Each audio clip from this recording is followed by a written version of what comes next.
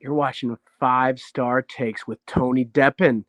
Make sure you hit the subscribe button, like it, and also watch my fucking podcast with these guys because it was great. Oh man, dude. Dennis, what are you eating over there? I am eating in what it's not only what I think, but I think it should be considered the greatest holiday candy ever. And I'm talking Easter, Halloween, Christmas, all that stuff. Cadbury mini eggs. You know, the ones with the chocolate with the sugar shell on the outside. I don't think I've ever had a mini egg, dude. I've definitely had a Cadbury cream egg. You are totally missing out.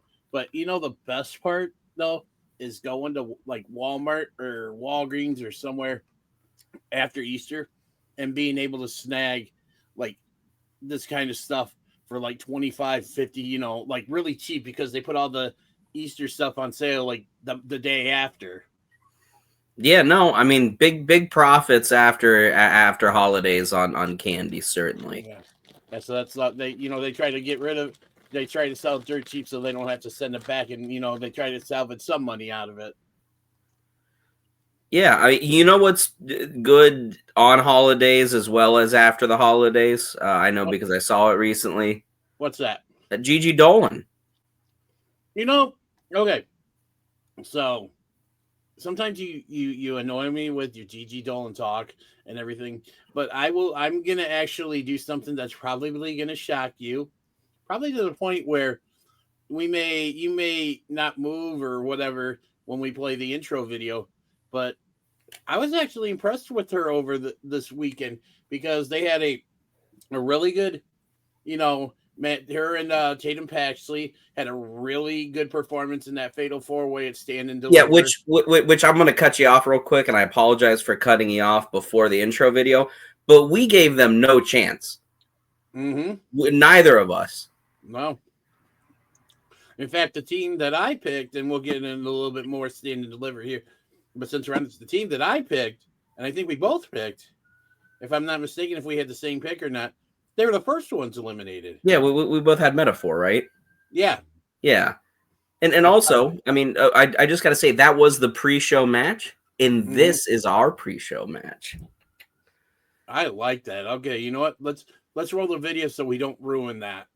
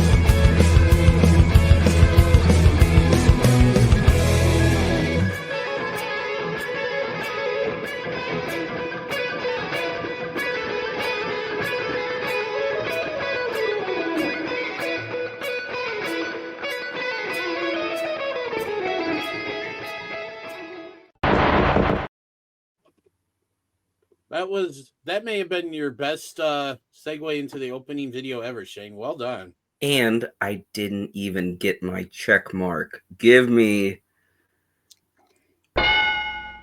Thank you. You happy now? You good?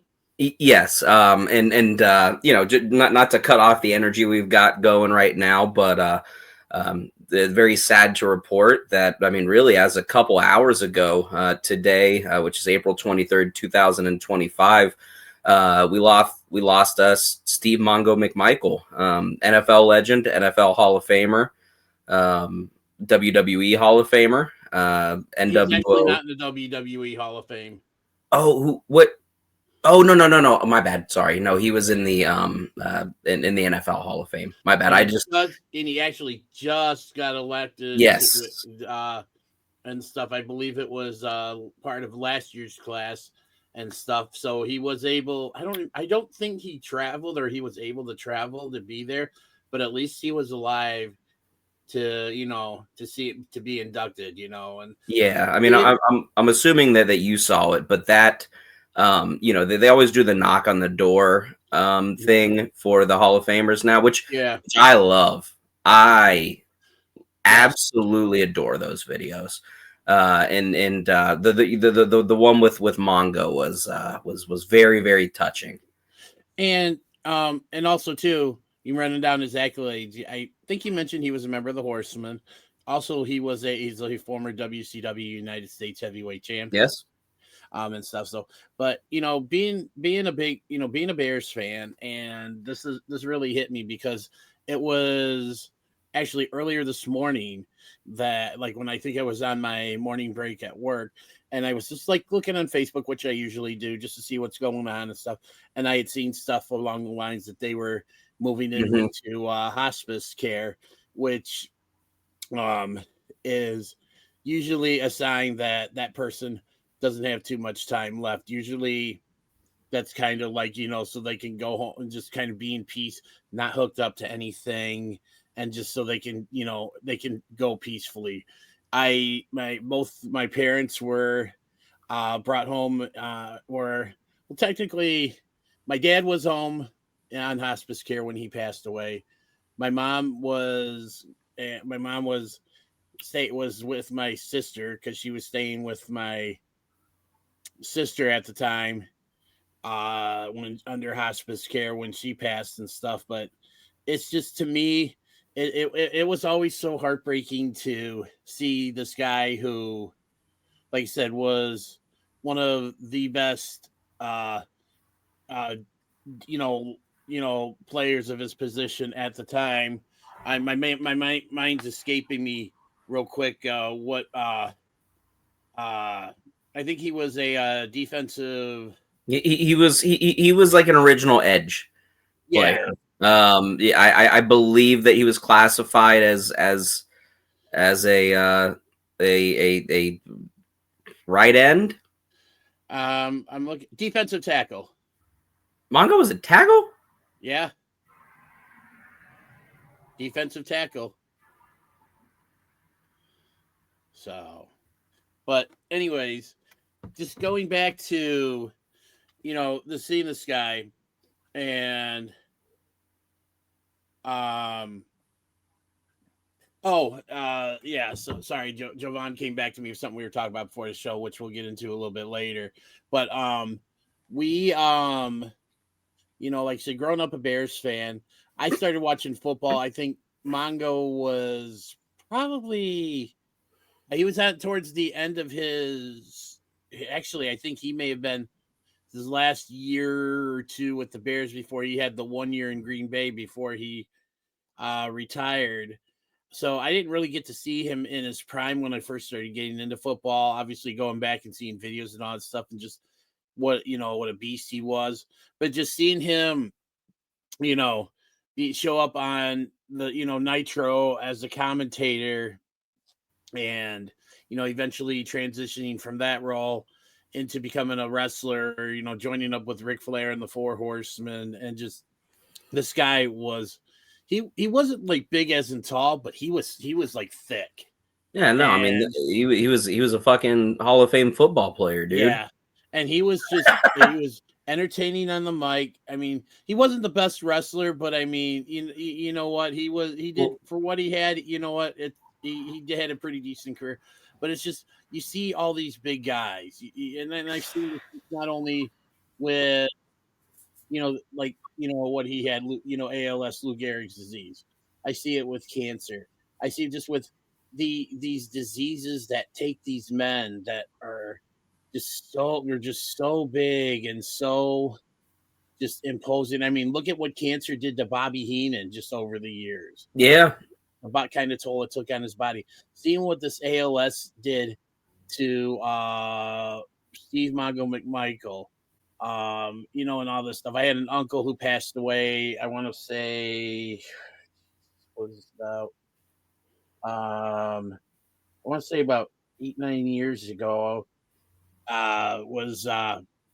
And he had been bedridden for years due to MS, and my uncle Rick was a really big guy, and just you see these big guys just essentially get whittled down to just literally nothing but skin and bones, just like a shell of themselves. And it's so heartbreaking, and just all seeing all these pictures, of just him as he was. It was so heartbreaking. But the most heartwarming thing about it was every time you saw these pictures of Mongo with his bed, his wife Misty was with him. Former guys that he used to play with, were always coming in and out visiting. I think Flair even visited him a couple of times. Yeah, and Flair had a really nice things to say on X. As I well. haven't had a chance to see what he said about it. I'll look at that when we're done recording. But like I know Walter Payton's son Jarrett was very close with him, and he was the one that I think broke the news. At least that's what I saw and stuff. And it just goes to show you just how beloved Mongo was, especially with the Chicago Bears, just because you saw all these players that he used to play with, guys that he won a Super Bowl with, and that famous team in 85, 86 that won the Super Bowl. And it's just it's really hard it was hard to see him as it is. But it's like I said, he fought so hard and so long and was so bravely. But it was probably for the best that he passed, because now it's like he's not in pain anymore. He's not suffering anymore. He is himself again, and he's up, there in the great big football field in the sky, probably causing trouble or trying to get a game going with all his former teammates and opponents and stuff. And it's just, man, this one's a little rough for me, and it's just I just, it was really, really rough for me. But rest in peace, Mongo, from someone who really enjoyed not only your football career, but your wrestling career. He was my all-time favorite Chicago Bear, because he just was more of that wild guy who just, didn't care about what he thought. He was going to do it his way. And you know what? He definitely did. So. Yeah, and one more quick thing I want to add, and then we'll get on from the sadities. Is I was kind of thinking about it as you were talking, Dennis. And I'm sure there's somebody that maybe you'll be able to bring up, and somebody who's way smarter than me. But I mean, he is the first person I can think of that came from a different sport entirely, dedicated themselves to pro wrestling like full time, and actually made it a career. Like at least a big name, you know what I mean? Like I don't know what happened back in the day. Maybe somebody who made a NFL squad left. You know what I mean? There were some people, like I know Wahoo McDaniel used to was a football player. Okay, yeah. I believe Ernie Ladd was as well too, before transitioning to wrestling. So there were a few, but I think like that Mongo, for a lot of us who, like I said, I didn't start watching wrestling till like late 90, early 91. So, I didn't get to see Wahoo in his prime. I didn't get to see, Ernie Ladd, and I'm trying to think of it. I think there's some other people that may have played professional football and stuff, before transitioning to full-time career. But Mongo was really the first one to do it. I mean, we had Lawrence Taylor do the one match at WrestleMania 11, which was really good. But that's not dedicated. No. Yeah, you know what I mean? In a way that Pat McAfee has, in a way, that less than Mongo, obviously. I would say Logan Paul has. Right. But like I said, obviously someone smarter than me, that being you. But he's the first person that really comes to my mind in that category. Yeah, and I mean the first one that I really saw, and you know what, I'm gonna do something I don't normally do on this show, and and that. So, and it's just, I feel like, what, let's do a quick toast to Mongo and roll on with the show and stuff. So I'm going to I got a couple drinks left in that one, but I'll crack open a new one for this. So So yes, I'm. Ooh, Bush. I had a couple of those over the weekend. You did? Yeah, dude. I drink Bush on occasion. My guy. Speaking of my guy, So Mongo, here's to you, buddy. rest in peace.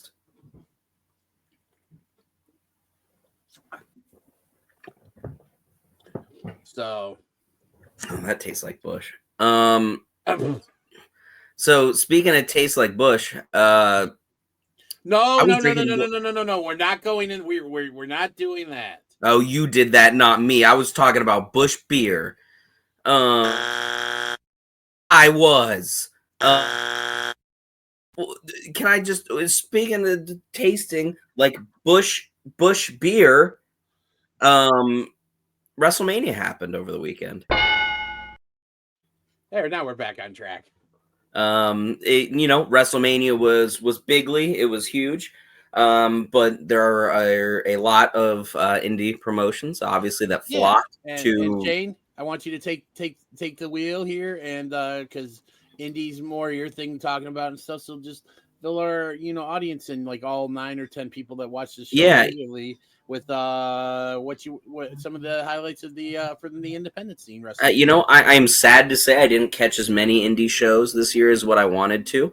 But what I can guarantee you is GCW had an insane weekend as always. Between they always run 2 shows. I mean, they run more than that, but they run 2 main shows WrestleMania weekend. They run Joey Janela's Spring Break, which is kind of, it's more like a normal GCW show, but there's not a whole lot of storyline normally. It's kind of just batshit insane matches, and then the next night, so they typically run Saturday and Sunday, and then I think they ran Friday, Saturday this year, though. Can't remember. But anyways, I think they did a Thursday show, didn't they? And then, no, they ran shows the whole weekend because they do Effie's Big Gay Brunch on the Sunday of Mania every year. They did all of the crossover shows with like DDT. But anyways, and then they do the Clusterfuck, which is like a 50-man battle royal. It's insane. It takes like 2 hours. It's once again GCW at its core. But there is a couple things I want to bring up from GCW over the course of the weekend. Sabu wrestled his final match, which he actually showed up in and really tried hard. I don't know if you've seen any of those. I saw a couple of highlights of that. Did you see the one where the bottom wire broke and then he just shit canned himself on the back of his head on the floor? Sabu did. I think I may have seen that. It was crazy. He and Joey Janela put on an insane match. Man, you know what? You say that was great. That ain't nothing like what you said. That video you sent me, that second one there. Okay. Yes. Oh my God, I'm still thinking about that and just. Wow. And then night 2 for the Clusterfuck, won. Brody Lee Jr. won the Clusterfuck. That was cool. That I did see. That video I did see of him winning that. Just a truly shocking thing to happen. Truly GCW. Very, very cool moment overall. He won by last eliminate. He was the last entrant, and then he eliminated Joey Janela. His first match ever. Didn't he also eliminate Megan Boehner? Did she get knocked out from that chair that Janela threw? I think she got knocked out from the Janela chair because they're going to break up their group. I can't remember what they're called. Just a really cool moment to see, -1 in a ring, -1 winning something. And you got to think about the track record of some of these not adults that GCW has had work for them. I mean, they're in some big spots. Nick Wayne wrestled for GCW before he was 18, and I would suggest that Nick Wayne is if you watch AEW, you know who Nick Wayne is. Yeah, he just I think he just won I think it was on Collision that he won the Ring of Honor TV championship. Yes, they had Jordan Oliver, who hasn't quite broken out yet, but he's been a really big player for them for a long time now. He was in a very popular tag team with Nick Wayne. Didn't he? And East Jordan West Oliver, Express. I know, showed up as was somebody's mystery partner. Which Yes, Alec Price is yes. because unfortunately, Oh, yeah. it was somebody was hurt. Like I heard, if I heard the name, I would probably remember. But yeah, he showed up as a mystery partner or something, and I think that's one of the things that I did see while I was down at Casa de Silver Wolf over WrestleMania weekend, and was watching the stuff with Sean and Jovan. Yeah. And then some other highlights real quick from throughout the rest of the weekend and some of those shows. I'm happy to report that Minoru Suzuki absolutely destroyed Yoshihiko. From everything I read, utter domination. It was a complete squash, which is so funny that Suzuki agreed to do that match, but then was also like, you know what, I'm gonna kill the fucking doll. Like, well, they don't call him Murder Grandpa for nothing. It's awesome. And then TNA ran a pretty damn successful, pretty big show. Which at some point on the card I didn't watch it, but I did watch the match. Mance Warner and Sami Callihan had the barbed wire palooza something massacre or another, which was everything it should have been. It was bloody. There was a door bridge. Shout out door bridges. And yeah, the finish. Mance got his tongue stapled to a door. I think it was real. And then Sammy hit the door off of his tongue with a chair. And then hit him with a pile driver. Oh my God! If you guys could have seen because a little peek behind the curtain, Shane sent me the video of the closing moments of that match right before we started recording, and if we could have had if you could have only seen my reaction, Shane saw it, but the reaction that I had when I watched that for the first time, Shane, how would you describe how my look? Something like this. I mean, maybe without the hands. I mean, you were just. I mean, your eyes were open. You were shocked. Shout out to TNA. I would say that they had a very successful weekend because that match is making its rounds. People are pissed. They obviously ran a pretty successful and big show. And then there's something else that we will talk about, and I would say 25 minutes. So to start off the main event of this show, we're going to run through Stand and Deliver real quick. We obviously did the pre-show match, which Dennis and I went 0-1 on. The Stand and Deliver opened with Ricky Saints versus Ethan Page, right? Yeah. Okay. Yes. Which was good.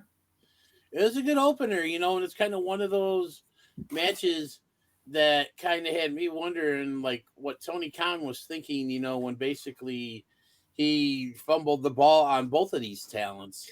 Yeah. I mean, Ricky Saints takes an insane bump that I can't believe they replicate later in the show. He gets like bumped off the apron and then dives on top of the announce table.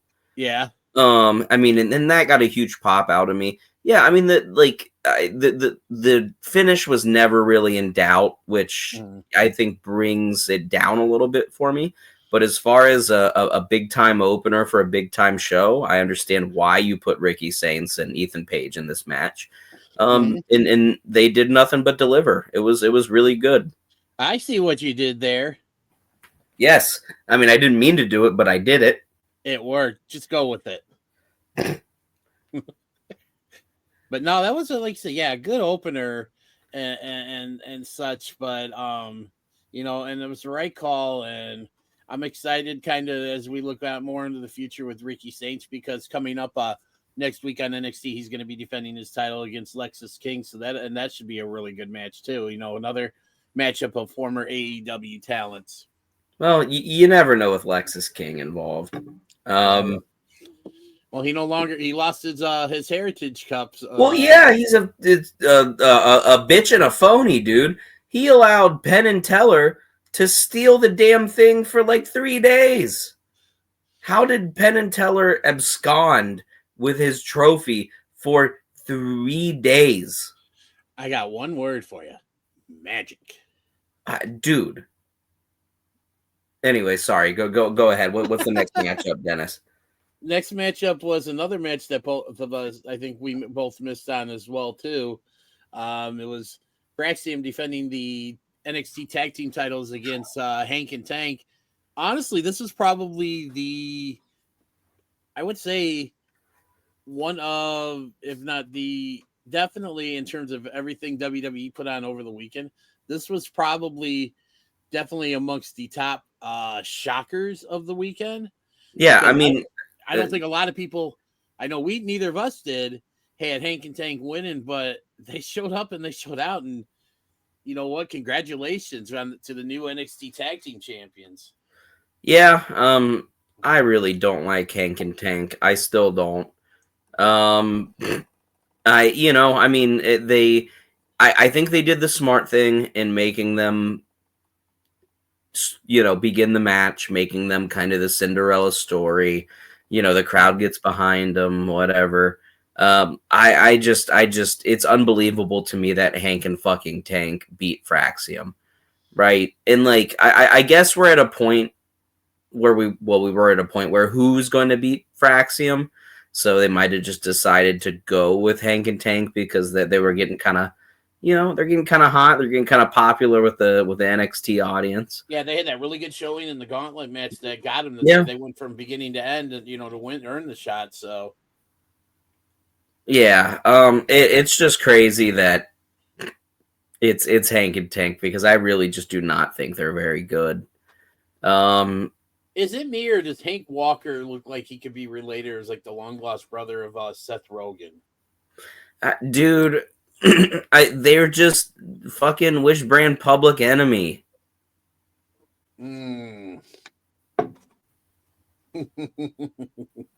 I can't disagree with that. And again, dude, like, I wish them nothing but the best. Clearly, I'm in the minority, right? Because a lot of people were stoked. The live crowd was very happy. I just cannot see Hank and Tank carrying the division, right? Like, no, I don't expect them to be long-term champions. I don't, but they're gonna get a little run here and there, but who's gonna be, right? Like, I think that, super unfortunately for NXT, with Fraxium losing the titles, I think they either need to figure it out quick, or NXT's tag team division is gonna be maybe the weakest of all three brands. And I would argue that all three brands don't have the best tag team divisions right now. It's just a tough place to be. But I mean, enough shitting on Hank and Tank. Congratulations to those dudes. Yeah, we'll see what happens. So, I believe, Shane, do you have the card on you? No. Okay. Give me 1 second here, because there were 5 matches, right? Total. Yeah. Let me just, because I think next up was the Give me 1 second here. I'm pulling. It was the ladies' ladder match. Yeah. Okay. So it was 100% the North American Championship ladder match. So there were 6 matches on the main card and stuff. So yeah, but that was definitely up. So, I kind of alluded to this a little earlier, talking to you about this as well. This was this match here is. That's your favorite? No. Oh. it was one of the matches I did go back and rewatch. Ooh. So it was one of my top 3 matches of the weekend, and I am happy to say that I fucking called this match because I picked You Sol did. to win, and I think she is phenomenal. And yeah, what Gigi Dolan is to you, I think that's what Sol Ruka is to me. But I am definitely not stooping down to your levels. Dude, listen. No, I'm just a believer in Gigi Dolan as a talent. And listen, you're cheating by choosing Soul because she's a champion. Um, But no, you I know mean, what though? It's just, no, oh my god, she's great. She's great. she's I great. believe that she has a very long future in this business. She is, you Provided know, she stays injury free, because I know she had she's serious. a lot better than what she should be at this point in her career in the ring. And like she just has a baby face look. Like you look at that girl. It's a surfer girl, Yeah, I mean, you look at that girl and you're like, wow, that's a baby face. and she's got some of like her fit, the just the moves, the things she can do in the ring are just insane. Like the way she at the end of that match, the way she pulled herself up onto the Mhm. ladder and then dropped down from the ladder, giving dropping down, dropping someone with the soul snatcher. I think going up on the ladder, doing a soul snatcher. I think it was to Lola Vice, and then she came down. She got up. She hit a double soul snatcher on 2 more talents, and I'm trying to think of who it was. I think it was Izzy and Thea Hale. Because I know Zarya was out of the Yes. match, and I think Kalani might have been out of the ring as well too. But then just for her to pull that off and then go up and get the belt, I thought it was just such a cool ending. And that Soul Snatcher move is so awesome. Yeah, I mean, here's my 5-star take. She needs to quit using the soul snatcher so much. That girl has to find something else to do to finish lower profile matches because she's doing the soul snatcher so much that she's going to run out of ways to do it. That's not a that's fair. I I'll give you that. I think that is a main event or pay-per-view move. It's great, but I feel like when you see something that incredible every single time, I feel like it loses its luster a little bit. I feel like the Soul Snatcher would be an incredible big match move. And then she could find something. I mean, again, she's great. I'm sure that she could find something else that would be a good, middle of NXT. You know what I mean? Way to finish the match, and then you just keep that Soul Snatcher special because it is a special move. It's incredible.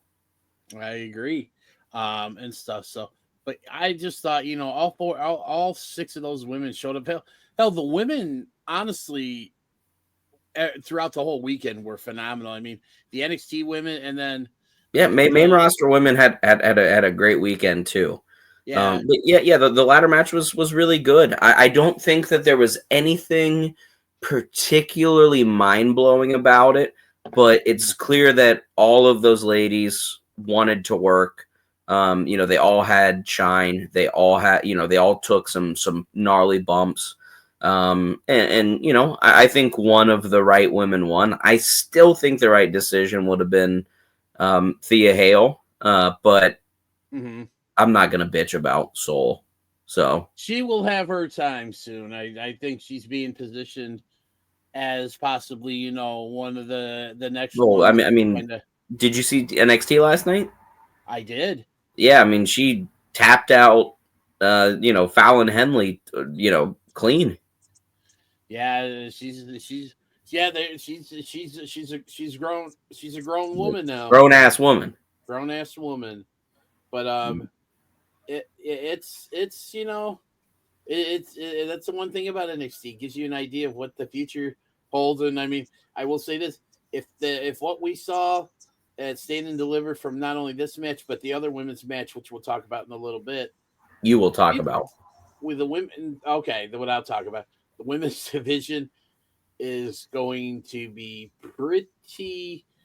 pretty damn good for a long time. And you already saw that Io Sky versus Stephanie McCare match on Raw was fucking awesome. Mm-hmm. It was so good.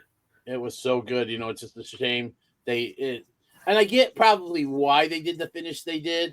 It's just a bummer. Yeah, agreed. So. Yeah, I mean, I would have rather seen Stephanie get pinned clean, but also I'm an internet mark who isn't trying to keep my roster looking good. So, but yeah, next up on NXT, I believe we had Dark State versus the D'Angelo family. This is the point where I did not watch Stand and Deliver anymore. I had some family obligations on Saturday, so. Yeah, no, it was a fun match. It was kind of going into the match was teasing the, D'Angelo and Stacks being at odds with each other, and that all came to a head when they seemingly made up, but then Stacks turned on D'Angelo, left him for dead, and Dark State capitalized, and they hit, dude. I love their power bomb. Yes, that is so. I love their version of it. It's good and stuff. And it's just the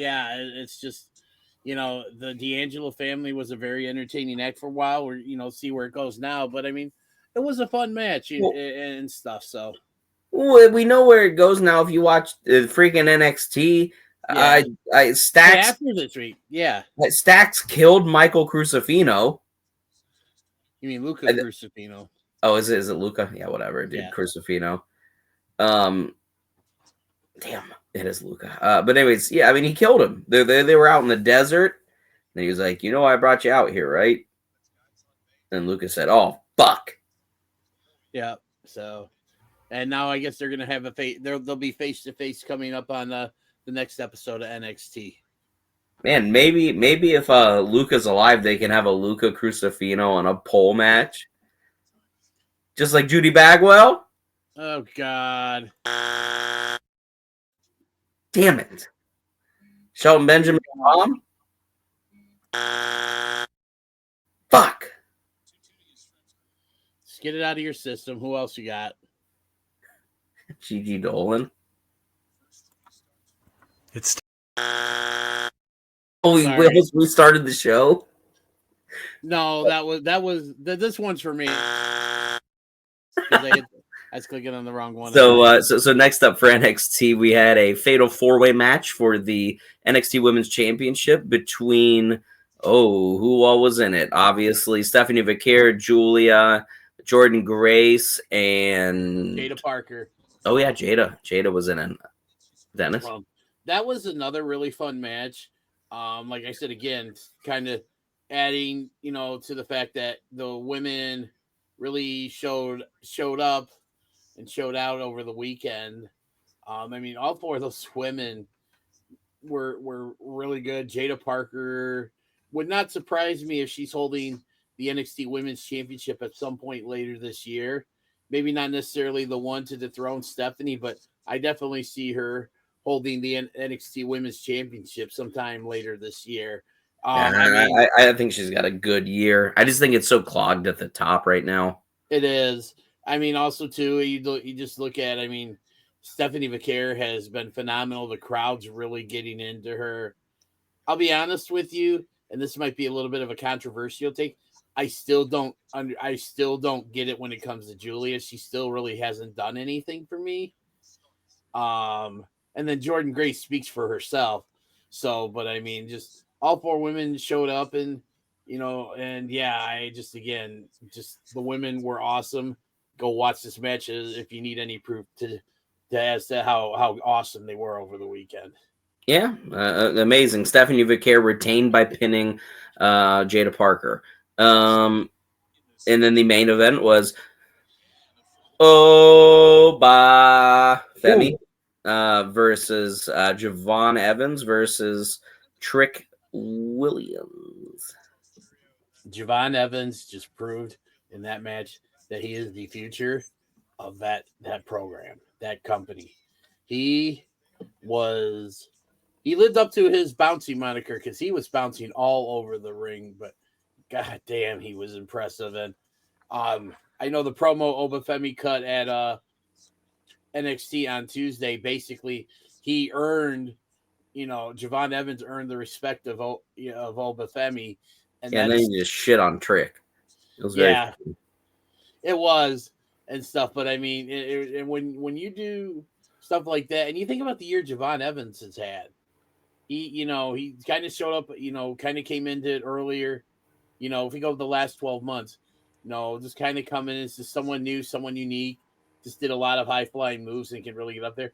But just to think, on the second episode of NXT on CW, he had a match with Randy Orton, and Orton gave him an endorsement. He got an endorsement from Rob Van Dam, and he's putting on these matches. He's came so close on a couple of occasions to winning the championship. He dropped, he's proven that he can hang with the big boys. And like I said, I mentioned about Jada Parker wearing NXT Women's Gold later this year. It would not surprise me at all to see Javon Evans with that NXT championship by the end of this year.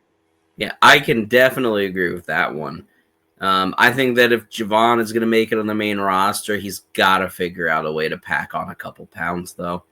Yeah, I agree. I mean, it's nothing against Javon. If I had it my way, he could just challenge for the title because I don't give a shit. But I feel like a lot of people do. But yeah, I mean, I didn't watch, but Oba might be the greatest multi-man match person in the WWE right now. He is the perfect person for multi-man matches because everybody can gang up on him and it makes sense. He can destroy everybody, and it makes sense. He's great. He's a great talent, but at this point in his career, he is better off when he does things in bursts. You know what I mean? And then he can bump for a minute, come back in. And these type of matches just really favor where he's at right now, him. And it's, I mean, again, my favorite match of last year's WrestleMania weekend was the triple threat between him, Josh Briggs, and Dijak. Yeah, and that ended up winning NXT Match of the Year, if I'm not mistaken. Yeah, and it should have because that shit was awesome. No, I agree, and it's kind of funny because I think you picked Javon to win, and I had picked Oba to retain, but I think I called it too. I said Oba's going to retain, but I think Javon Evans is going to earn the respect of Obafemi, and you did that promo and stuff. So, but man, that was just NXT Takeover Stand and Deliver. What a way to start off WrestleMania weekend. I didn't get a chance to watch it live because when it aired, I was with my son at his swim class, and my wife is at my mother-in-law's house helping her out with a couple things because we were due to leave to head down to Silver Wolf's place after my son's swim class because we had about a little under a 2.5 hour drive to get down there, and we wanted to make sure we got down there in time for the start of WrestleMania. And when I got down there, they were the guys were cooking. My cousin Jerry actually surprised me by being there as we pull up to Silver Wolf's house. We're coming out of the car. I see, him looking at me and waving. I'm like, oh my God, Crystal, do you see who that is? And it was my cousin Jerry who came in from Evansville, Indiana. And so he drove about 3 hours to surprise me and stuff. But once we went in, I think they were watching. They had Takeover Stand and Deliver on, and I came in towards the tail end of this match, and it's just at some point during that match, and this is the mark of a really good triple threat or a multi-man match. There was at least one moment in that match, at least multiple times in that match, where it looked like any one of those three guys could have won. Yeah, I mean, when it's believable, it's great. And from what I saw and what you've said, NXT PLEs, as is typical, are great. Yes. And if you never checked one out, the next one that comes up, give it a shot. My nephew Adonis, who just recently started getting back into wrestling here. Pardon me, I went off camera for a quick second because I had a sneeze. So if I suddenly dart off camera again, that's probably why, because I feel another one coming on. But I was talking with my nephew Adonis. I can't remember if it was. So it had to have been Saturday or Sunday after we gotten back home, and stuff. Or we talked about it, or Monday or something. He ended up telling me that he watched he doesn't watch NXT too much. He just basically mainly watches Raw because he has Netflix. But yeah, where he lives, my nephews, they don't have. I don't think they have traditional TV. I just think they have Wi-Fi. So my one nephew streams that. So he primarily watches Raw, but he'll go online to watch the highlights for, NXT and SmackDown.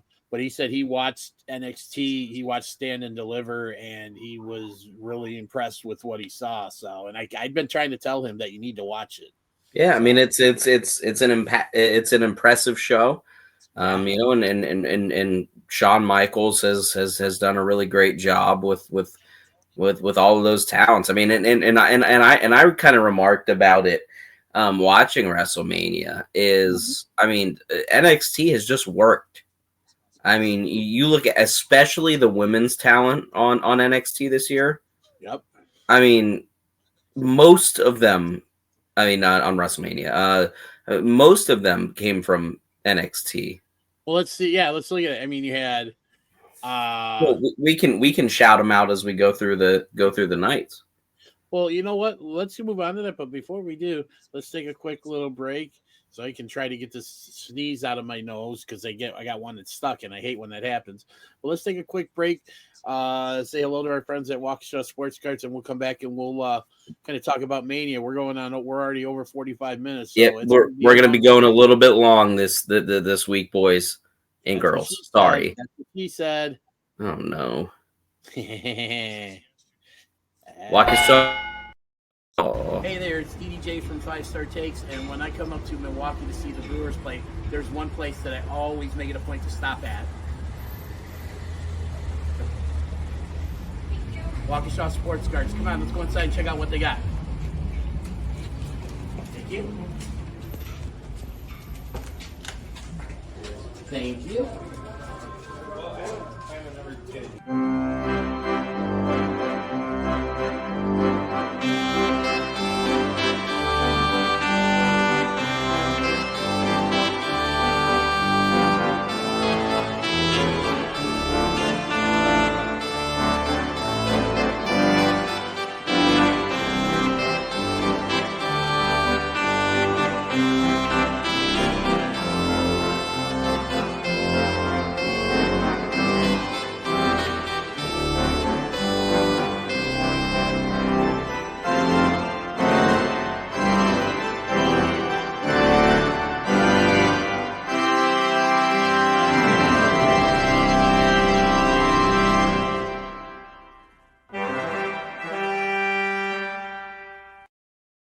Be sure to stop by one of their 3 locations or go to www.waukeshasportscards.com. And don't forget, coming up the weekend of May 16th, 17th, and 18th, we have the Wisconsin Card Show coming to you from the, I believe it's I'm trying to find here, the Baird Center in Milwaukee, Wisconsin. They're going to be bringing in, Waukesha Sports Cards is going to be bringing in a bunch of Green Bay Packers players and a bunch of Milwaukee Brewers players. I know my nephew and I have already gone in halves and paid for a photo op with our biggest star, our hottest player, Jackson Churio. So we're very excited for that. Jovan's coming up to go to his first Brewers game that weekend, and we're going to definitely hit the show. So, oh shit, sounds like a super fun weekend. Oh yeah, I cannot wait. So, speaking of super fun weekends, the fun continued with WrestleMania, and we started off with the match that kicked off WrestleMania weekend, and that was Jey Uso challenging Gunther for the World Heavyweight Championship. What did you think of that match? It was good. Yeah, I mean, it was good. Once again, I feel like, unfortunately, the outcome was so obvious in the other direction than Gunther, which is weird to say, that it kind of, spoiled it a little bit for me. But it was hard worked. I mean, Jay fought hard, got the piss beaten out of him. Yep. Gunther broke out some more of his arsenal than what you've seen in a while. You got to see the big old splash. And yeah, I mean, I feel like the most shocking thing was that Jay tapped him out, and I feel like that was. I feel like that was Triple H's nod directly at all of the smarks who were like, Jay's not believable. He's a mid-card talent. And then I feel like Triple H was like, fuck you. He'll just tap out Gunther. You know, and I remember watching that because I'm not, and I was going to say, if he didn't bring it up, I was going to say that I was definitely not shocked that Jay won, but what shocked me was how he won. Yeah. I thought he was going to do the, he did the 3 splashes. I thought he was going to do one more and pin him that way, but he's like, nah. And then he put him in that sleeper, hold that Gunther usually uses. And actually Gunther, and if I'm not mistaken, I believe that is the first time Gunther, and I'm talking going all the way back to his time in NXT UK. I don't think he's ever tapped. Yeah, I was going to say, so that's really saying something there. That's really putting a lot of stock into someone like Jey Uso. If he's going to be the first guy to make Gunther, who has been arguably since his arrival into the WWE landscape, like I said, going with NXT UK and making his way. I mean, it's Brock Lesnar booking. It's essentially yes, but it's just for that to be the case where Jay makes him tap out for the first time. That's really arguably putting like you're like saying that we believe in Jey Uso, because to me, if Hunter doesn't believe in Jey Uso, in that manner, Jay doesn't tap him out. Jay beats him with the splash, or like say Gunther wins. I mean, that's really saying something, and that kind of legitimized Jey Uso as a legit main, as a basically main event. Jey Uso is no longer just a gimmick. It is fact. Yeah, no. Jay shared a very, touching moment with Jimmy after the match. The next night, 2 nights later on Raw, had a really fun segment with Sami Zayn, who was lurking and looking like he was going to turn heel, but did not. And Jimmy, I mean, like I said some weeks ago, if they're not going to pull the trigger on Jey Uso now, they never will. They did the right thing, and they covered all their bases by making him look so strong. Right. Was it a match of the year? Absolutely not. Was it good enough? Absolutely. To my mind, I think they made the right decision. So 100% agree.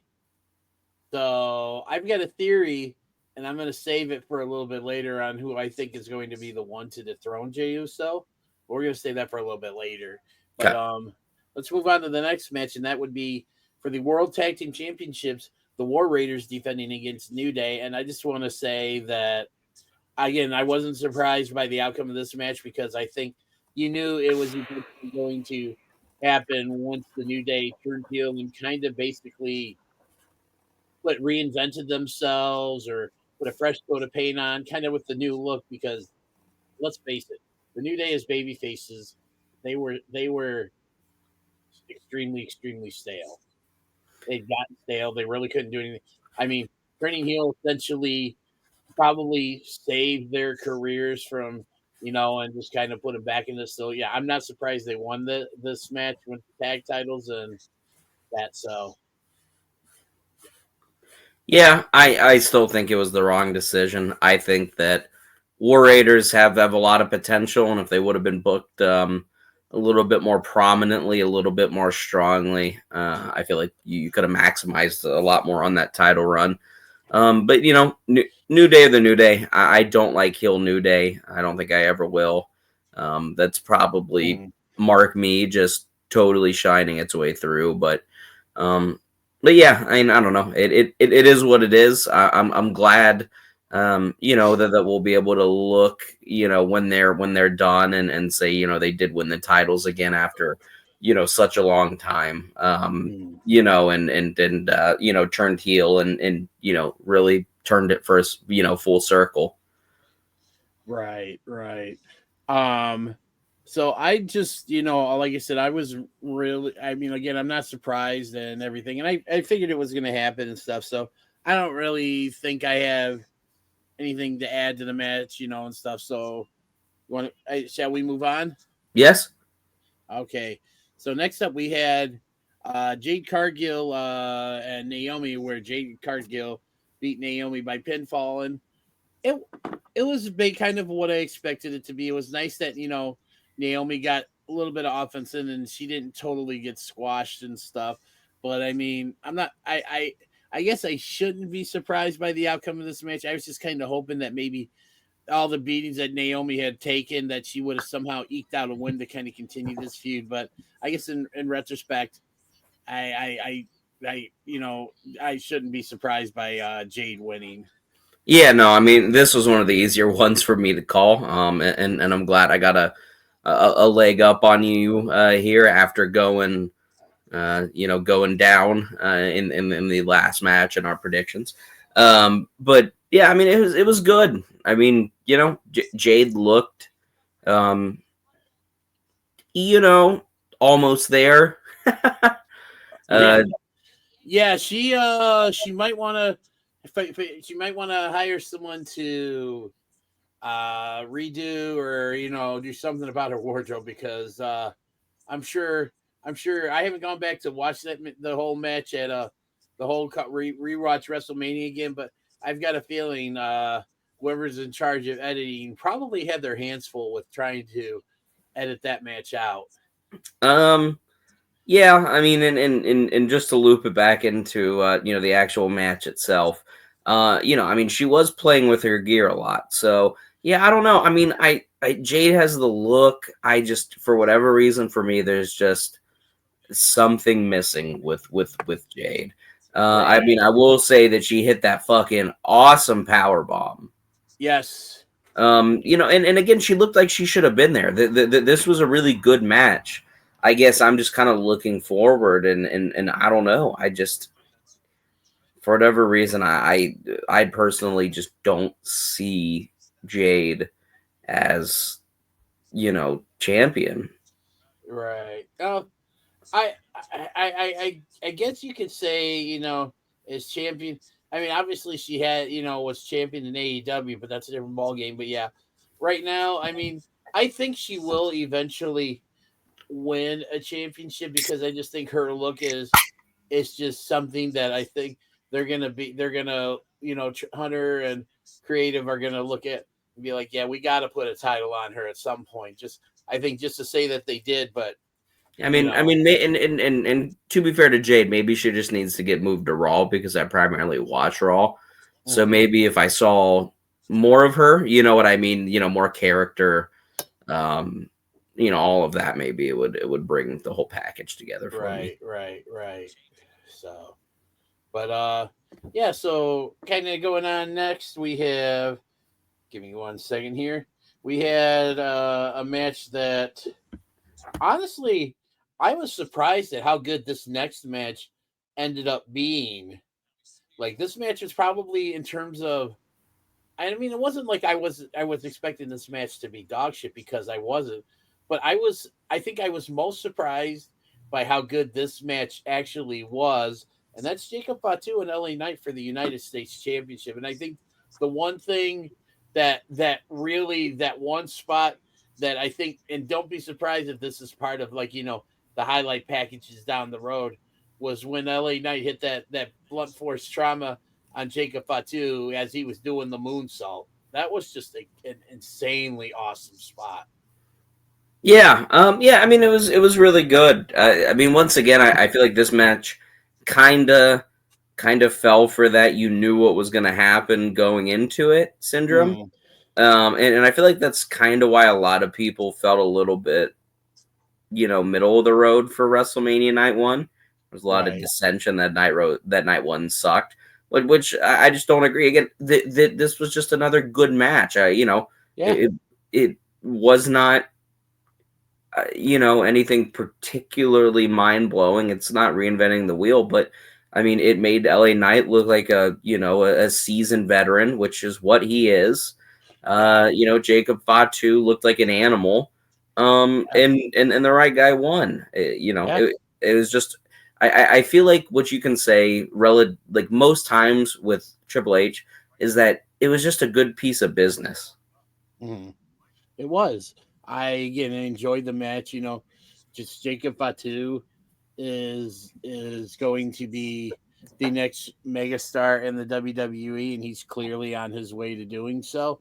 And yeah, an LA Knight definitely did not come off this match looking weak, because he actually had a very strong showing in this match and stuff. So, but it was just like I said, this match probably got more so than any other match that I watched over the weekend. It surprised me. Like, it was way better than what I was expecting. Like, I was really shocked at how good that match was. Yeah, I mean, again, it was really, really good. Yeah. So, okay, so we are moving on next to everybody's favorite new luchador, El Grande Americano, who is not Chad Gable, hasn't been proven. So, defeating not Rey Mysterio, but another Rey in Rey Fenix. Going into this match, and I didn't even know anything about this, I think, until WrestleMania, the pre-show started, and we were watching that. I guess apparently Rey Mysterio was injured at on SmackDown the night before WrestleMania, and from what I heard, I hear it's a groin injury. I don't know if it's been confirmed or not, but he was unfortunately taken out of the match and replaced by Rey Fenix. And in this one, like I said, I kind of question it, because I don't feel like doing this really did Phoenix any favors. I think they could have probably done somebody like, and maybe it's just because he was new, he's Penta's brother, and they kind of maybe just wanted to get him on there just to feature him. But I feel like that match would have been better served for someone like, say, Dragon Lee, who could have. Yeah, I mean, that's my biggest thing with it, is that you had the obvious option there that could easily continue with the storyline. Right. And who knows, maybe Dragon Lee couldn't be there for some reason. You know what I mean? Maybe possible. maybe Dragon Lee is injured, you know what I mean? And he's just been quietly off TV. They're not doing anything with him at Mania, so go home and you know what I mean? Right. Rest for a month. I don't know, but if that option was there, shame on them for not doing that. I mean, as it was, good for Penta, right? I mean, that's a really cool moment. I mean, not Penta. Yeah, sorry, Phoenix. You got me thinking about the Lucha Bros. Yeah, he got to debut at WrestleMania. He didn't lose clean. You know what I mean? It's not like he got buried. I feel like at this point, Chad Gable is a known. Wait. No. That wasn't Chad Gable. That was El Grande Americano. Yeah, sorry. El Grande Americano is a known commodity in WWE at this point. Yes. Yeah, I mean he got the loaded mask. He pinned and winned. Again, other than Dragon Lee existing, this was really solid. Yeah. And also he did that fucking 630 senton deal. Holy shit. And let's also not gloss over the big news that had broken earlier that day, because we also saw in that match, I believe afterwards, we saw an appearance by Vikingo. And that is because of the big news that had broke earlier that day, that WWE bought AAA and now owns AAA. And I believe they announced the Saturday of Money in the Bank, they're doing a Worlds Collide show between NXT and AAA. So that is going to be which is fucking awesome. Imagine a way to make one of the best, let's be honest here, wrestling dojos, in the world even better. Hey, we're gonna send you down to Mexico for a month to work with those guys to like build this program. You know what I mean? That's awesome. Yeah. Also, Alberto El Patron is gone.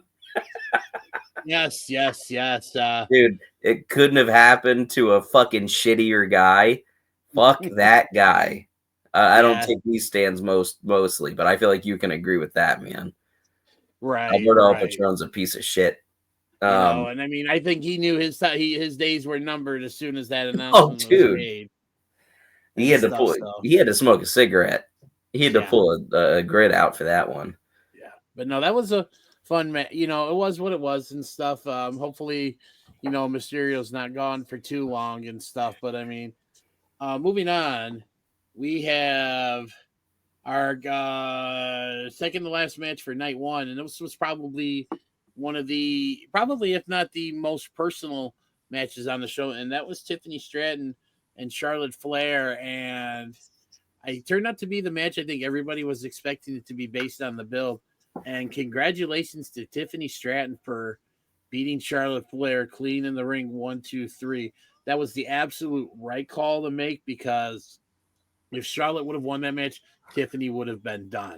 Dude, it was disastrous.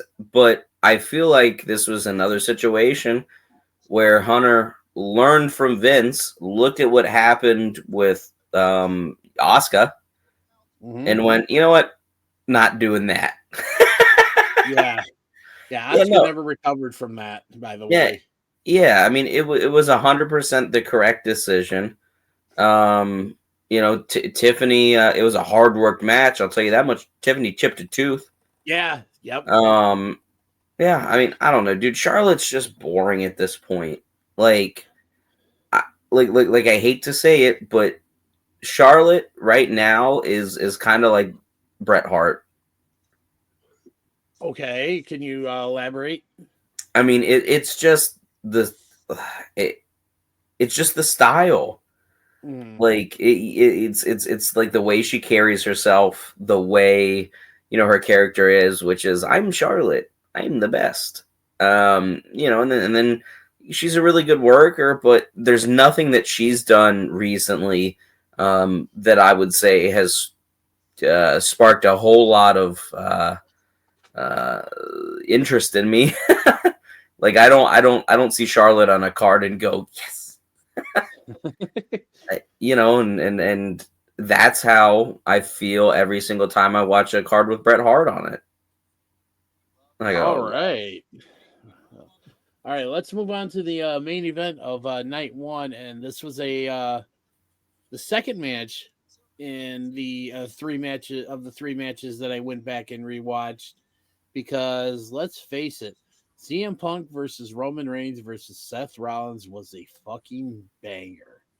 Yeah, I mean, it was a WrestleMania main event. People doing people's finishers, people kicking out everybody's finishers, overbooked. Paul Heyman double heel turn. Yeah, I mean, this is the modern day WrestleMania main event to a T. Yeah, and that wasn't a bad thing. I'm not saying it was. I really love the spot where they just hit those rapid fire finishers. I think like Reigns was going for a spear, Punk, or Rollins turned it into a pedigree, and it's like they just all hit their, like, someone hit a spear, someone hit a pedigree, someone hit a go to sleep. It's like they just all was like boom, boom, boom, and I'm just thinking, man, this is so good. And again, I called this. I said Rollins would win, and I think Heyman would leave with him and stuff. And and again, sometimes these things can be predictable, but to me, it just because or you get what you expected. Part of it is how do they get there, and they did a really good job of getting from where they started out with to where they finished at, and then obviously going into what happened on Raw, where it looks like we might see the beginnings of a new, not necessarily they're going to be called the Dangerous Alliance, but like Heyman's getting himself a nice little group together. Yeah, Heyman guys. Yeah, the Heyman guys.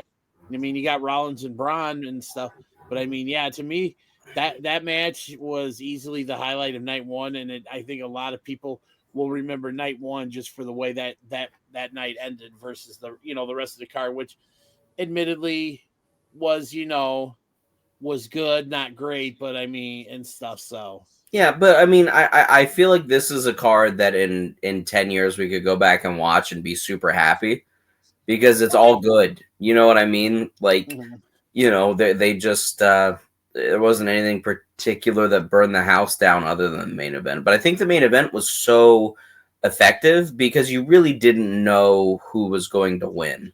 Right. You know, I mean, I know that you predicted Seth, you know, whatever, but would you have batted an eye at either Roman or Punk winning? Because I wouldn't, you know. Absolutely not. And Yeah, I mean, no, I mean, again, because there were times where, like we had mentioned in the triple threat match that happened at Stand and Deliver earlier that day, that there were multiple times during that match where it looked like any one of those three guys were going to pull off the win.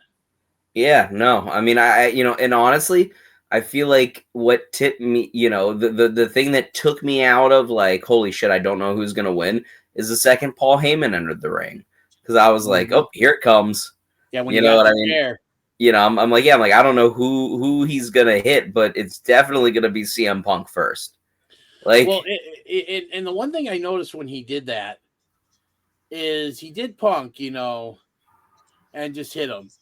When he did Roman, I don't know if you noticed this or not, but he low blowed him, but he didn't just low blow him. Like, he kept digging. Like, he was, like, yes, really. he And to was me, he I was think getting the that touch was on the nuts. I think that was more of a fuck you to Roman for the way that Roman treated him. Yeah, no, it was riveting. It was typical Paul Heyman grandeur. Mm-hmm. Um, yeah, no, I mean it was a great end to night one. It was shocking. Yeah. Then we started off. We went to sleep or watched Joey Janela's Spring Break 7. Um, we went to sleep. We woke up. I worked in the morning. I'm assuming a lot of people had fun Easter festivities. We started at 7. Speaking of which, I was just going to say, how was Easter Sunday for you and your Dude, it family? was slow. It didn't. Really? Yeah, it did. I mean, it's Easter, bro. It is such a big family holiday. So I guess Easter. Everybody shopped Saturday and Sunday. So okay, because I would have expected, Easter being 420 and we all 420 is usually the big day for Yeah, yeah. No, I mean, again, I feel like Easter just overshadowed it because I feel like yeah, everyone was just like, we can come on Friday or Saturday and get it done early, and then not do that then. right. But yeah, no. Going into Yeah, so we opened Easter Sunday of WrestleMania with my favorite match of the weekend. wait. That was your favorite match of the weekend? Yes, That was my favorite match of the weekend too. I figured. Yeah, Rhea versus Io versus Bianca, which has a real say it being literally the best women's match in WrestleMania history. I was thinking about as Um, I was watching it because I had it on my iPad, just as we were kind of talking I and mean, stuff right before we started take recording. what we said about the end of night 2 and apply it to night 1 and just take out Paul Heyman, because all three of these ladies were killing it. They all had huge moments, big spots. That It finish just, though was just so perfectly timed. yeah, I mean, just a complete spot fest. It was engaging. It was exciting. Um, it was great.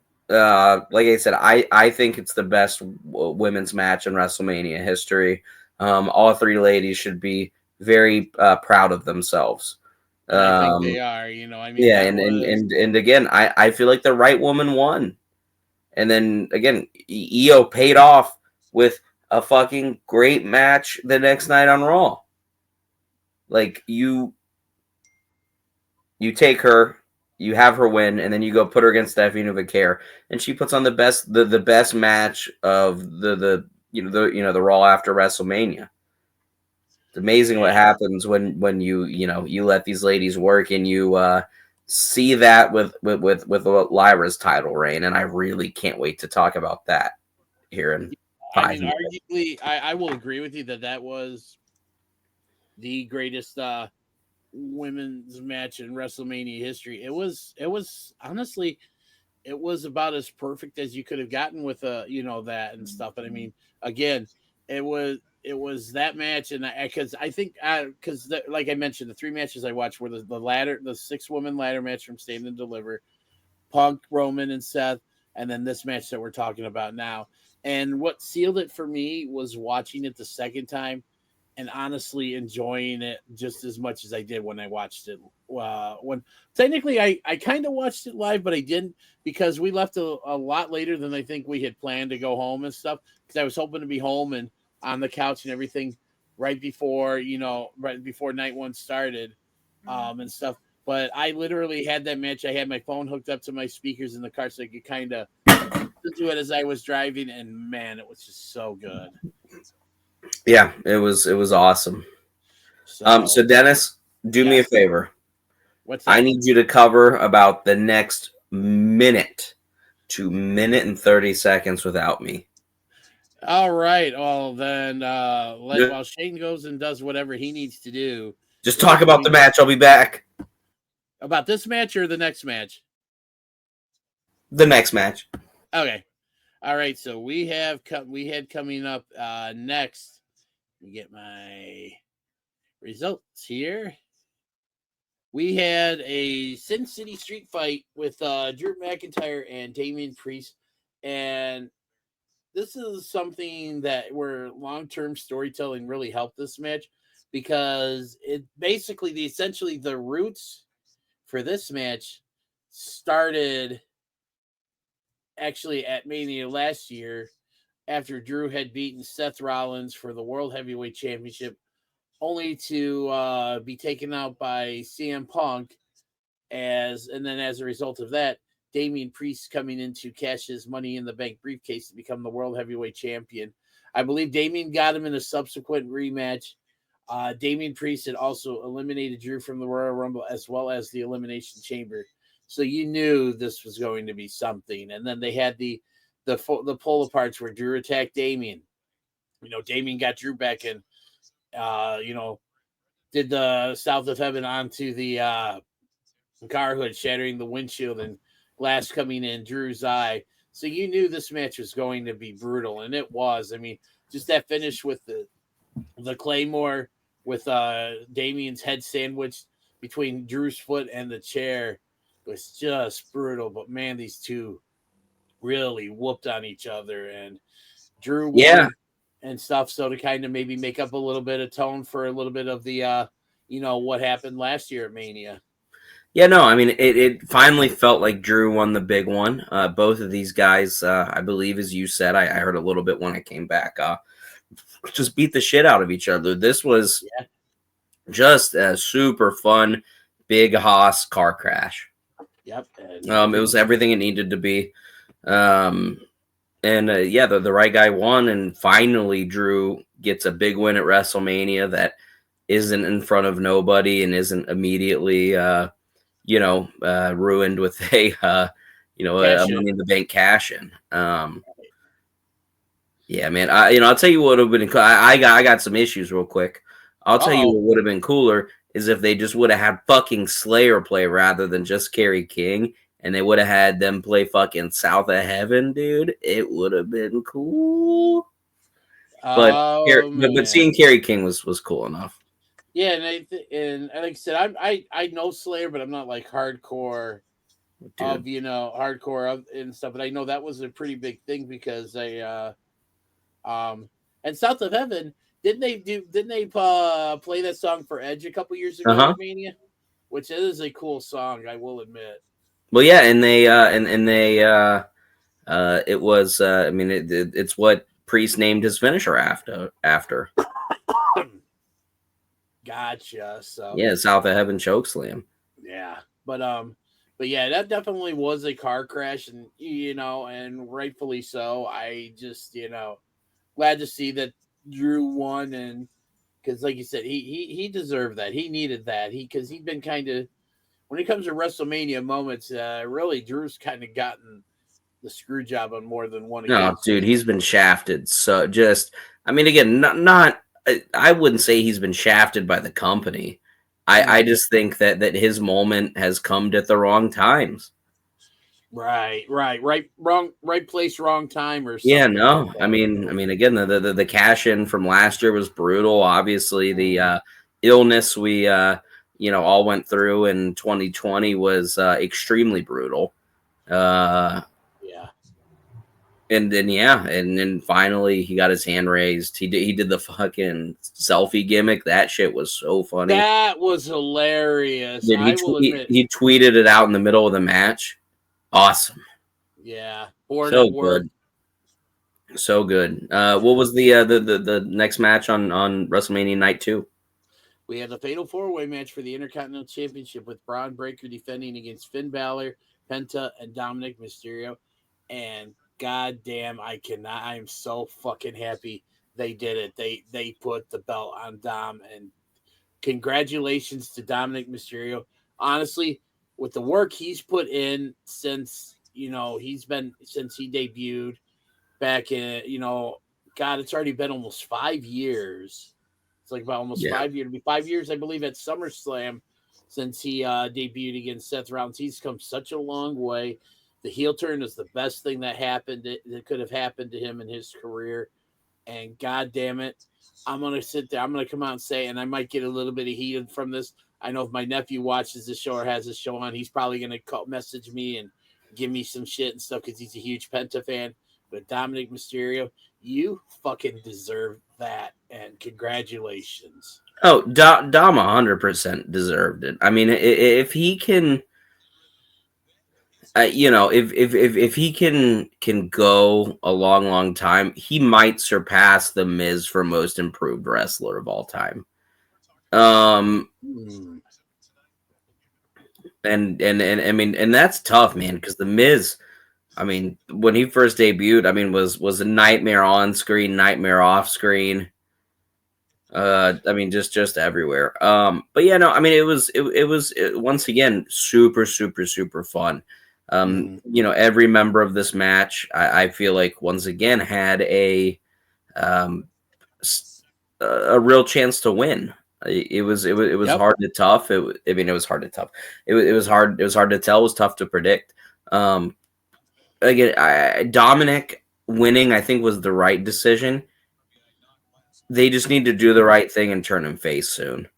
How fun would it be if they double turned Dom and Finn and they like swapped like leader of the like de facto leader of the Judgment Day? What if the whole Judgment Day turned on Dom and it's been a ruse, for a long time, and then you can have still heel Finn chasing babyface Dom. You can still like play into like the Eddie Guerrero shit, right? You can have him be like the lie, cheat, and steal guy. You know what I mean? Yeah, I could definitely. Why not? Because the people love him. The people love him. I mean, again, he came out as a babyface at WrestleMania. The people were so excited. Yep. And who'd have thought we'd ever see that based on the reactions that Dom was getting, where he couldn't even talk on the microphone without getting, the boot so drowned out by the booze. Yeah, it's I mean, it's a situation where I just feel like you need to do it now, right? Mm-hmm. Don't delay it. Don't give time for people to get bored of Dom. Do it now. Move. Do it now. Yeah. So another good match. How many more do we have, Dennis? 2? We have 4 more matches left, and I am starting to get hungry. So let's go. We'll go quick. All right. So this one won't take long because this was a quick match. We have Randy Orton with his open challenge, which is answered by say his name, and he appears, I believe, in Joe Hendry. Yeah. And one thing I will say about this match, huge pop.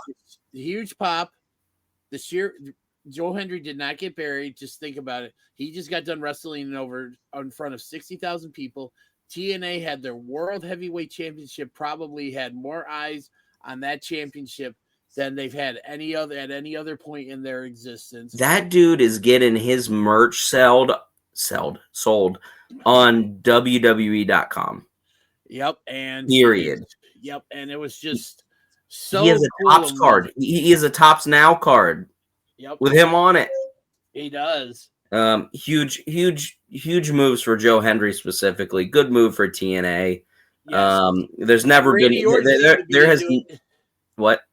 Orton seemed to be into it too, because I don't know if I can't remember if it was caught on camera or this video, but you could just see kind of Orton reacting as he was coming down, just kind of going along with the music and have fun. Stuff. So yeah, there's never been that many eyes on the TNA Championship at once, guaranteed. Nope. You're exactly right, and so I mean, Orton won, which I think we all were like, regardless of who they pick. I do wish it would have went like 3 more minutes, but it is what it is. It is what it is. Next up, we have Logan Paul and defeating AJ Styles. It was, what it was. AJ's at that point where I think he's going to be more about putting some of the younger talent over, because he's, he doesn't have much. Admittedly, he doesn't have a lot of time left in the ring, because he wants to go home and be a family man and that. So, and I mean, well, again, good match. Most of us, do not despise Logan Paul, but we cannot deny the fact that the dude can go, and he puts in the work and it shows. Yeah, I mean, 100%. I feel like AJ is obviously en route to a feud with a fucking Karrion Kross. Did you see the promo he cut on like Sam Ryder's show? Holy shit! The recap show with him and Megan Durant. I'm sick of this bullshit, dude. That was an amazing promo. It was incredible, and I hope to God it leads to more for him, because that dude is money, and I don't understand how it appears, at least based on how I see, how they can't see that this dude is money. Like, yes. I feel like he'll beat AJ. But yeah, I mean, once again, I mean, I feel like people are gonna hate to say it, but the right guy won. Yeah, Logan's the future. AJ's not. Good showing from AJ. He's doing what he needs to do. Yeah. So next up we have, for the women's tag team championships, we had Liv and Raquel defending against Lyra Valkyria, and it was originally supposed to be Bayley, but she was taken out of the match during the pre-show of night 1, and Bayley was replaced by the returning Becky Lynch. And I'm sorry, and I'm just going to come out and say this. I hate Becky. I'm not going to say that I hate her, but she does nothing for me. And I feel, dude, what the fuck, Bayley? What are they? No, I'm gonna sit here for a second. What are they doing? Why have them win the title at WrestleMania just to give the belts back the next night? Just have fucking Becky Lynch's music played again at WrestleMania? Come the fuck on.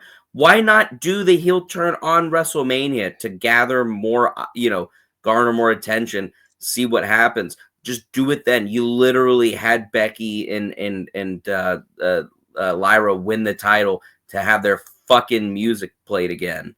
And by their music, I mean Becky's. Lyra came out to Becky's music on Raw. Are you kidding me? Mm-hmm.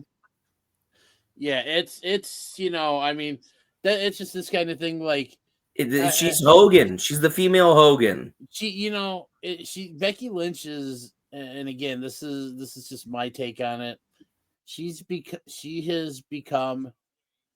the next, like, I guess I should say, like, Roman Reigns, where basically it's like she's being force fed, like, down our throats. Like, we're being force fed Becky Lynch down our throats. Like, and again, it's nothing against her. I know she's over. She's very popular, or was at least, and stuff. But man, I feel bad for Bayley, because like Bayley deserved to be on that show. I mean, if you're gonna have Becky on the show, why not just do Becky versus Lyra on WrestleMania? Just do it. Why? Yeah, let Bayley face Liv and Raquel with somebody else. Yeah, so it's crazy. It's fucking crazy. That is my most angry thing about WrestleMania weekend by a mile. And everyone who thinks Cena winning is the worst thing ever can shove it up their fucking ass. Well, on that note, let's go into that match. And all I'm going to say is, was that the next match after this one? Yeah, it was. Holy shit! So I will say that Cena's slow, but you know what? I think that with I do too. It's with with the entrance, the no like pomp and circumstance. They played his music, but it was all black. He just came down. The way he wrestled, the fact that we didn't get The Rock, because he said he was gonna ruin wrestling. Yeah, and furthermore, what can he do more than ruin wrestling than having a guy, Travis Scott, who is not a wrestler, who a lot of people have had a ton of issues with being put in the positions he's been put in the company, come out and help him. I mean, what more can he do to ruin wrestling? Because everyone is so fucking mad about it. Yeah, I mean, everybody's mad that they're getting work show up and stuff. But like, I feel like this was all by design. Like this is everything that he, talked about. So, and it took me because I remember watching this match at home, and I was just thinking, like, was it really good? But then I had some time to think about it, and I'm thinking, this is just talking with my friends and stuff. Like, seemed like this was by design. This is basically everything that Cena was talking about doing. It was not a good match. It was an okay match, but I think, like you said, it was by design. I think that this was the WCW main event, man. This was their ode to that time. It was character versus character. They're not gonna. It was far from the finger poke of doom. Well, no, it was not that. I'm not saying it was that. I was saying it was more. Oh God. What's like a mediocre WCW main event from that time? Probably something like Flair versus Luger. Like, I feel like those guys never had a ton of chemistry. They had I want to say, I remember, I think it was Starrcade 1988. They had a really good match. That may have been the best one that those two had. You're smarter than me, dude. But anyways, real quick on Cena. Cena wins, obviously. Wait, what did you say? I'm sorry. Oh, I said you're smarter than me, dude. Damn. You just walked right into that one. Yeah, I mean, Cena wins, and then I feel like they did something really interesting with his character on Raw that I do want to bring up before we hop off of here, which is the countdown to Cena's last date. Yes. I think that is such a good wrinkle that was thrown in, him counting down all of the days and loudly announcing that he's not going to wrestle unless he needs to. He's just going to appear. He has to do. Yeah, I mean, he's going to do everything he can to take the title with him. It's such a good wrinkle. It is. So, and I hope they continue to do it. I hope they have a Cena appearance countdown meter every single time he appears. I think they will run with that. I think they should. And then whatever his last appearance is, I would assume it'll be maybe Survivor Series. Well, no, they're doing I think they're speculating that his last event is going to be, I think they're going to do a special PLE in Boston for his last match, which I think is appropriate and stuff. Oh, no shit. Wow. So, but on his last match, Cena appearances, none. Yeah. Like, oh. We'll see, and we'll end it on this. Yes, Cena only has, I believe it's 27 appearances left. But see, us here, myself, Shane, and Isaac, when he's able to be on, we will not have any sort of countdown like that because we are committed to running with this show and doing it for as long as life will allow us to do. So we will not have a countdown or anything like that on this show. Listen, unless I turn heel, baby.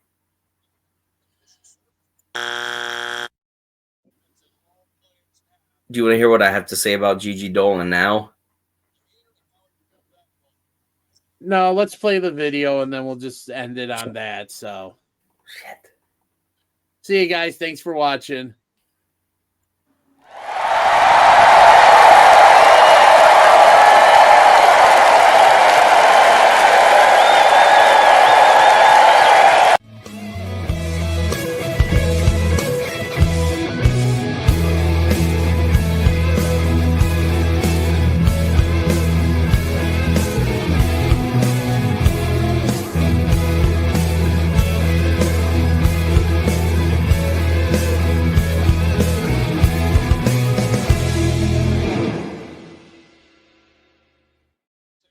okay. Just get it over with, Shane.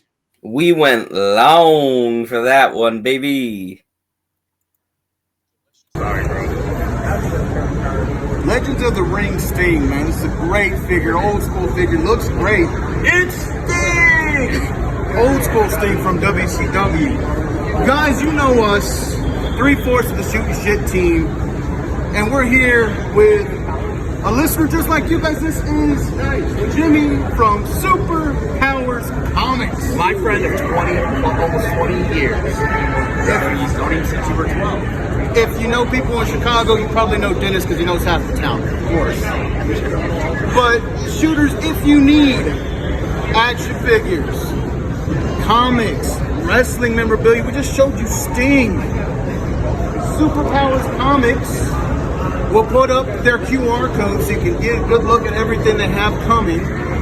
Give it a shot, shooters. Get your superpowers on and get your comics from our friend Jimmy, who listens just like you. Save 25% on your first order when you use the code 5-STAR. Attention wrestling fans and fans of Shootin' Shit podcasts. You can now be one of the cool kids by going to ProWrestlingTees.com and buy the official Shootin' Shit t-shirt. Buy it now and be there at ringside. This episode and all episodes of 5-Star Takes are now available on YouTube at www.youtube.com/@5-Star Takes. Be sure to like and subscribe. Get all of your 5-Star Takes news and updates by going to our Facebook page at www.facebook.com/SHOOTINSHT. And as always, thanks for watching.